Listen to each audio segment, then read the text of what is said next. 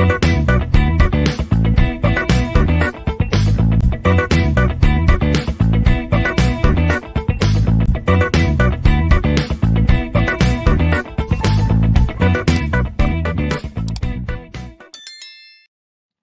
students, in the previous video session, I explained regarding local replication strategies. So in the present session, I'll cover remote replication concepts. Remote replication is a process of copying production data to the device at a remote location for data protection or disaster recovery purpose. Remote replication may be either synchronous or asynchronous. Synchronous replication writes data to the primary and secondary sites at the same time. So here we are having the diagram for asynchronous replication, that is asynchronous remote replication methodology. So in the case of asynchronous replication methodology, we can observe that during step 1, host will write the data to the source. Initially, the host will write the data to the source. So after that, the source will send an acknowledgement to the host regarding the data. So that means write is immediately acknowledged to the host.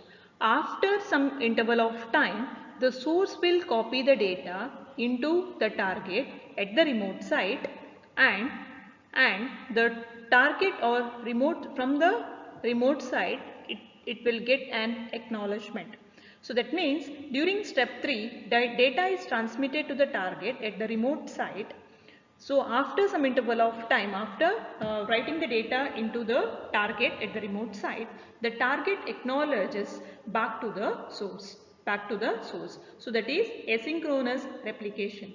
Initially, the data will be copied or data will be written into the source. Source will send during step 2, the source will send an acknowledgement to the host. After that, the source will write the data into the remote site, that is target at the remote site. During step 4, the target acknowledges back to the source. So in the case of remote replication, the data can be handled by the host or else by the storage arrays. Other options includes specialized appliance to replicate data over the LAN or the SAN, as well as replication between storage arrays over the SAN. So next we'll take host-based remote replication. So in the case of host-based remote replication, uses one or more components of the host to perform as well as to manage the replication operations.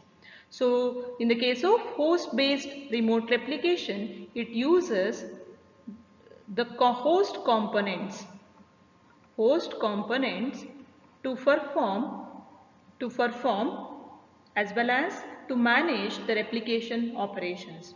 So we are having two basic approaches under host-based remote replications, like LVM-based remote replication and database replication via log shipping. So in the case of LVM-based remote replication, it can be performed as well as managed at the volume group level. So now, in the case of remote replication, we know that the source as well as the target. So this is the source. So this is the target.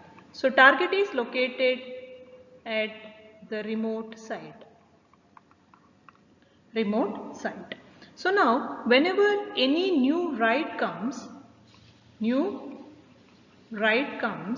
so this the LVM located at the source level, it will update to the LVM which is located at the remote site or on the target.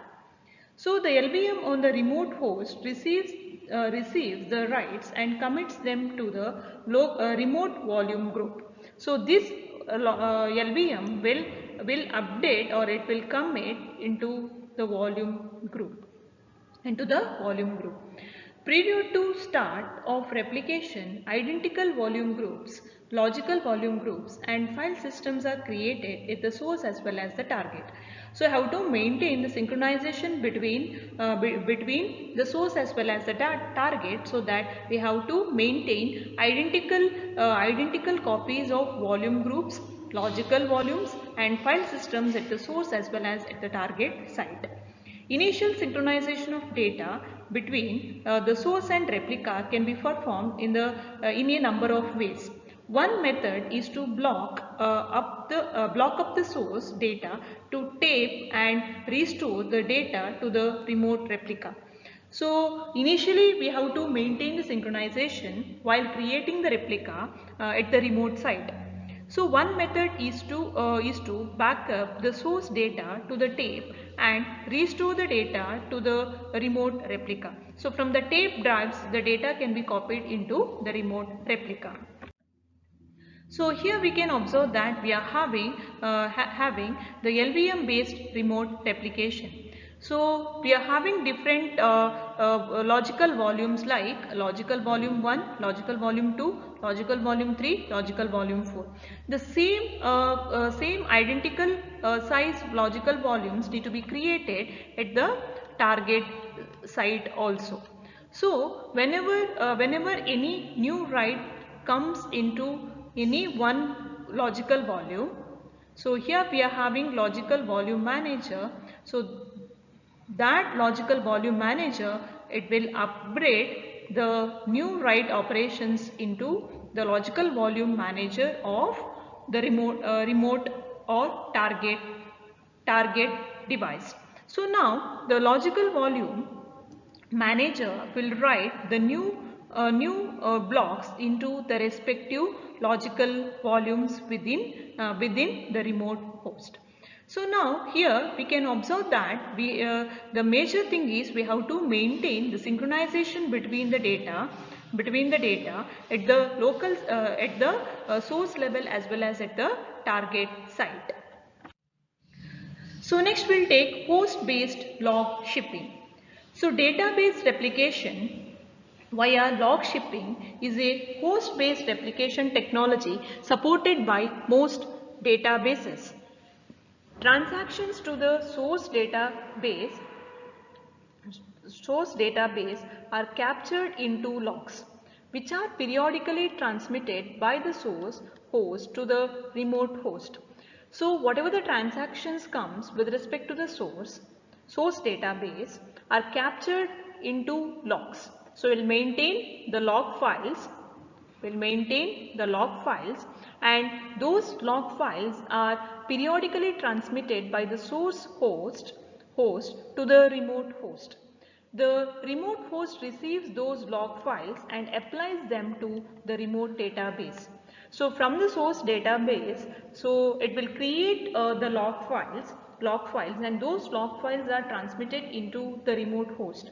So the remote host will receive those log files and applies those log files to the remote database. Prelude to starting production work and application of log files or relevant components of the source database are replicated to the remote site. So this is mandatory. So we have to maintain synchronization. That is why we are maintaining or we are updating the relevant components at the source as well as target. So this is done while the source database is shut down. So after this step, the production work is started on the source database. So the remote database is started in a standby mode. So the diagram shows host-based log shipping. So database replication via log shipping is a host-based replication technology supported by most of the databases. So transactions to the source database are captured in terms of log files. So whatever the transactions comes with respect to the source database, it will be captured within the log files. So which are periodically updated. So those log files are periodically updated and transmitted by the source host to the remote host. So those log files are transmitted to the remote host, from the source host. The remote host receives that log files and applies them to the remote database. So after receiving the log files, the remote host, it will apply those log files at the remote site. That means on the remote database. So before starting the production work, the replication of log files or relevant components of the source database are replicated to the remote site. So before starting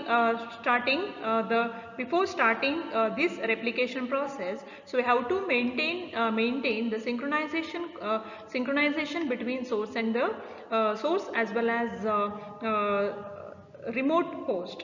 So that at that instant we have to maintain whatever the components are present or what is the storage capacity at the source database. So same need to be maintained at the remote host also. So this is done while the source database is shut down. So whenever we are maintaining the identical copy of source as well as the remote host, host, so at that instant the source database will be kept as shut down. So this source database will be shut down. So now during the remote the application is accessing the data. So that means after considering the components or after replicating the components etc., the production work is started. So during the production work, the remote database will be kept in standby mode. So during the production work, the database which is located at the remote site, so that will be kept in standby mode. So next we'll take storage array based remote replication. So in the case of storage array based remote replication, the replication process will be controlled as well as managed by array operating system or array operating environment as well as its resources. So this relieves the burden on the host CPUs, which can be better utilized for running other applications. A source and its replica device resides on different storage arrays. So we know that since we are considering remote replications, the source as well as replica device may resides on two different storage arrays. So in other implementations, the storage controller is used for both the host and replication work. Data can be transmitted from the source storage array to the target storage array over a shared or dedicated network. So since we are maintaining two separate sites, one so that is the source as well as the target. So target is entirely remote to the source, so that I have to transmit the data which is to be replicated to the source. So while transmitting the data, we can make use of some available network in order to transmit the replicated data. So data can be transmitted from source to the target array over a shared or dedicated network. Storage array based remote replication may be performed either synchronous or else asynchronous or else disk buffered modes. So three-site remote replication can be implemented using combination of synchronous mode and asynchronous mode. So we can combine first two modes to perform three-site remote replications, as well as a combination of synchronous mode and or else disk buffered mode. I can combine synchronous with asynchronous or else synchronous with disk buffered mode. So first we'll take synchronous replication mode. So here we can clearly consider two sites. One is the source site and other one is the remote site. So now we'll take what are the basic steps involved with respect to the synchronous replication mode. So initially the production host writes the data into the storage array. So during step 1, write from the source host is received by the source storage array. So since it is synchronous, the source storage array, it will transmit to the remote storage array. So whatever the operation, that is write operations, will be transmitted to the remote storage array. So the data is copied into the remote storage array, and the remote storage array will send an acknowledgement to the source storage array. So that means during step 3, acknowledgement is sent to the source storage array by the remote storage array. So after receiving an acknowledgement from the remote storage array, so again the source storage array, it will send an acknowledgement to the production host. So now the entire replication process is completed. So this is how the replication process can be considered with respect to the synchronous replication mode. So next we'll take asynchronous replication mode. So in the case of asynchronous replication mode also, since it is remote replication, I'll consider a remote site as well as source site as well as remote site. So we'll take what are the basic steps involved and with respect to asynchronous replication mode. So during step 1, the source host or production host will write the data into the source storage array. After writing the informations within the source storage array, the source storage array will send an acknowledgement immediately to the production host. So immediately the production host will receive an acknowledgement from the source storage array. After sending an acknowledgement to the production host, now the source storage array, it will copy or writes the data into the remote storage array. So now after performing the write operation successfully, so the remote storage array, it will send an acknowledgement to the source storage array. So these are the basic steps involved with respect to asynchronous replication mode. So next we'll take disk buffered replication mode. So in the case of disk buffered replication mode, during step 1, the source host writes the data to the source device. So this is the source host. It will write the data into the source device.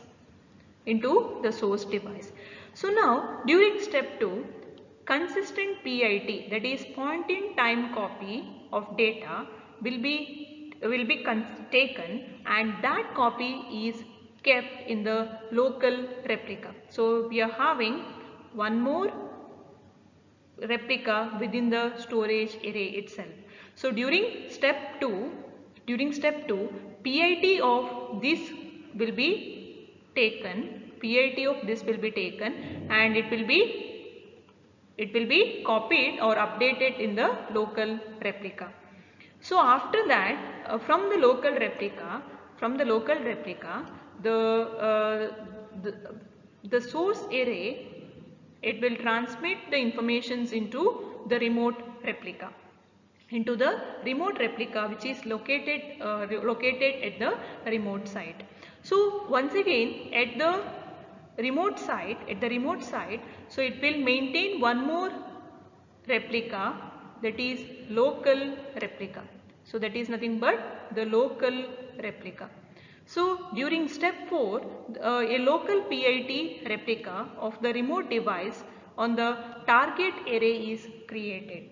So in the case of disk buffered replication mode, we can observe that we are maintaining local replica. That means we are taking PIT, point in time copy of the data with respect to source, as well as after from the source, the data is transferred or replicated into the remote replica or remote site. At the remote site, once again the local replica is considered, that is PIT is considered. So I can say that we are maintained around 4 copies of same data. So I will maintain here already one source device, we updated the data, we took the local replication, once again we updated it the target, and once again we took the local replication, that is PIT of the data. So in the case of network based remote replication, always the replication works at the network layer. between the host and the storage array. So between the host and the storage array, while replicating the data, we can use available network. And in the case of network based remote replication, the replication activities occurs at the network layer itself. Network based remote replication combines benefits of array based and host based remote replication. Continuous data protection technology also provides solution for network based remote replication.